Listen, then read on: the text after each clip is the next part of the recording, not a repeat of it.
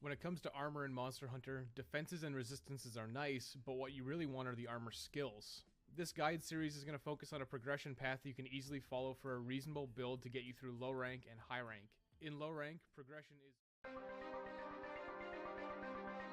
So each fight is a truly epic 20 to 40 minute back and forth tug-of-war of progress. All things considered, while this might not be Monster Hunter at its most complex, you'll want to incorporate as much attack and affinity as possible, while also incorporating skills like Evade Extender and Guard Up. Pick up Rathalos' head armor for attack up. Baroth's armor grants Stamina Thief. Stamina Thief makes it take less hits to make a monster tired and need to eat to recover stamina. You'll gain Slugger, making it easier to knock out monsters versus the unreliable nature of affinity sliding. Also pick up the Baroth gauntlets for Marathon Runner. This will reduce your stamina drain while charging your hammer, which will be an extremely common occurrence. Then you'll have to hunt Juratotus. Juratotus' greaves grant focus. Tobi-Kadachi's gloves grant 2 stacks of Evade Extender, which will help a lot with repositioning. You can also pick up the Kadachi Greaves Alpha for Constitution and Thunder Resistance. Finally, you can trade the Death Stench Grips or the Heal for Rathalos' armor to gain critical element. After gaining enough materials, build the Hornitar Greaves. You'll have to choose to give up your hand or leg, neither of which are great options. This guide assumes you have no useful decorations. The same goes for charms, and this armor guide is charmless. The base armor set will have to tide you over to take on Pookie and Baroth.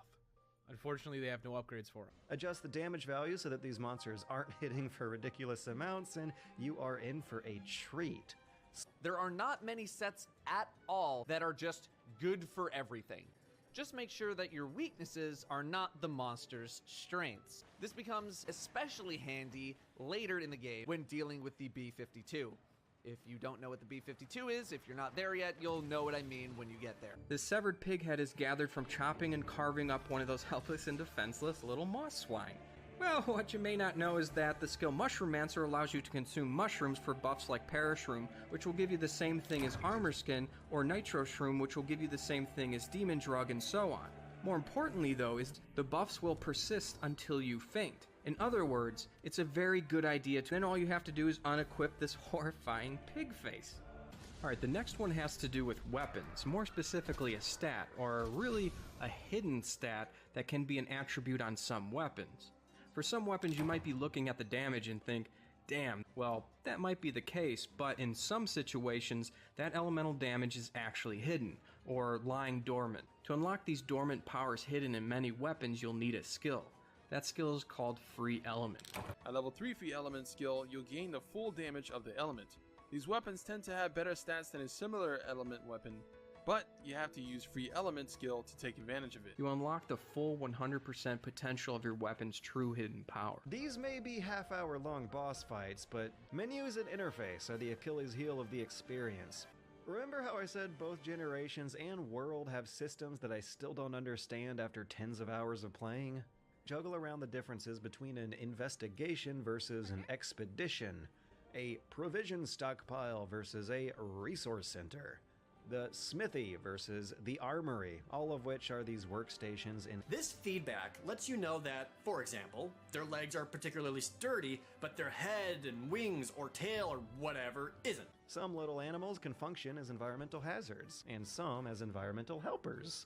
And at any given time, the minimap is tracking the movement of tens of different animals. Finally, when real danger is near, like when you're in the presence of a monster, the tail will turn red. Circling around and covering your tracks to avoid this guy while on the way to this guy, while kinda just sorta hoping you can make this guy do a lot of the work for you at the same time. If the monster is sleeping, throw poop at other monsters, making them, or at least encouraging them, to leave the area. It's definitely a time-consuming attack to perform and difficult to judge exactly the distance needed to connect with your mark. Well, one thing that you may not know is that if you line yourself up with your sleeping target and the desired location you wish to strike, all you have to do is take a roll back and then you'll be at the perfect distance to land your true charge slice every time. To capture a monster, it'll cost some extra materials to keep up with traps and trank bombs, not to mention multiple hunts forgetting that you don't have any traps since you can only hold one of each.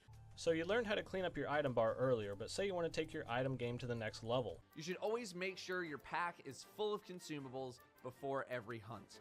Get into a habit of checking your stash. Make sure that you have potions, mega potions, buffs, traps. Keep your inventory clear of flora, mushrooms, etc. You're able to restock your inventory from your stash by just hitting a couple of buttons. Well, what you may not know about Poogie is that he actually has 5 outfits in total. And to unlock these, you first have to make Poogie fall in love with you. And to do that, of course, you need to pet Poogie between every mission. At this time, when Poogie loves you, you can pick him up, and while walking around with the Poog, this will also cause your controller to vibrate. Well, if you take Poogie to 4 different locations between missions, you can unlock a new outfit after each outing. The white jammies can be found near the Ecological Researcher. If you drop him off near the Canteen in Astera, apparently Poogie thinks you're going to cook him and runs away. So let's jump into that a bit, because the meal system is probably the most convoluted and confusing part of Monster Hunter that's actually very important. Okay, so there's 4 different kinds of ingredients. For every 2 ingredients of the same type consumed, that potency will go up 1 tier. So that's food buffs.